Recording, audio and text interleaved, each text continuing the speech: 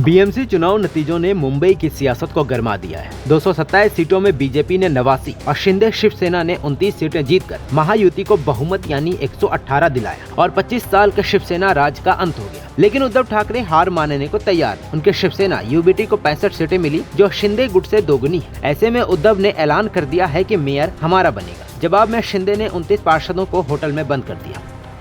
मुझे तो अपेक्षा थी कि जो भी काम हमने पिछले 25 साल में किया, खास कर कोविड के समय में किया, तो मुंबई के मतदाता हमारे साथ रहेंगे और वो रहे भी।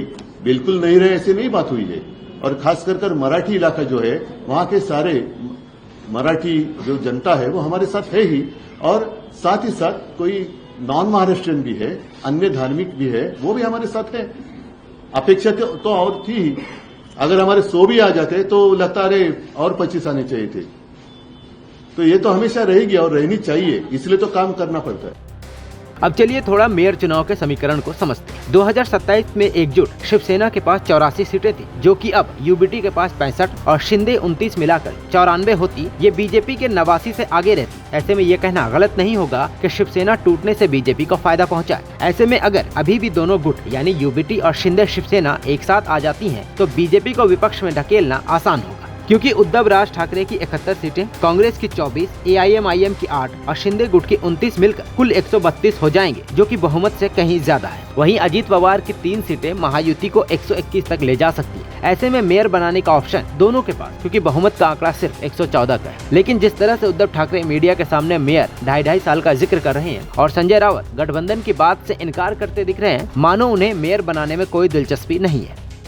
2.5 साल में उनमें जो आए हैं, अगर पहले 2.5 साल महापौर बनेगा क्या, कि फिर और किसी उनकी पार्टी तोड़कर महापौर, जैसे मेरी पार्टी तोड़कर मेरा ही मुख्यमंत्री बनाया था, वैसे उनकी पार्टी तोड़कर वो महापौर बनाएंगे क्या? वो देखने जैसी चीज। अभी इंटरेस्टिंग होगी ये बात। मुझे लगता है कि उनकी पार्टी तोड़कर वो महापौर बनाएंगे। बीएमसी की हार पर संजय रावत ने कहा कि हम 12 से 13 सीटों पर स्लिम मार्जिन से हारे। वोटिंग परसेंट बहुत कम हुआ। अगर हमारी पार्टी में जयचंद न होते तो बीजेपी का मेयर न बनता। शिवसेना की लगभग 12-13 सीटें ऐसी है जो हम बहुत ही स्लाइट मार्जिन या 50-100 वोट से हार गए हैं। अगर हम जीत जाते तो आज जो आपको पिक्चर दिख रहा है मुंबई में, वो नहीं दिखता। फिर भी बीजेपी और शिंदे के पास सिर्फ 4 का बहुमत है और लगभग 105 कॉर्पोरेटर्स अपोजिशन में है। ये बहुत बड़ी ताकत है। वो जो महानगर पालिका का जो सदन है, ये अपोजिशन की ताकत सबसे बड़ी है। तो हम आपको मुंबई अडानी के जेब में नहीं डालने देंगे, या ठेकेदारों का राज आप लाना चाहते हो यहाँ, वो हम नहीं लाने देंगे।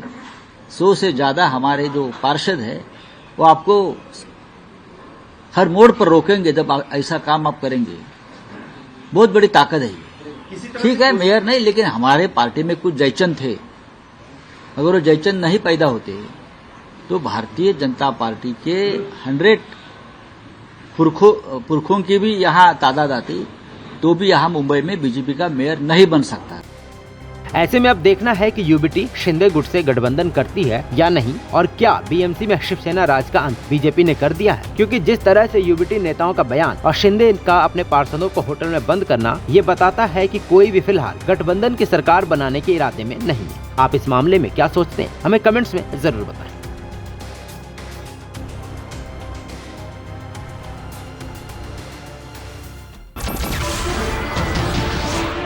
नमस्कार, मैं हूं मानक गुप्ता।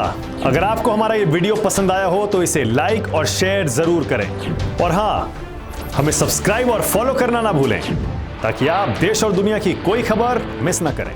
तो जुड़े रहिए हमारे साथ और देखते रहिए न्यूज़ 24।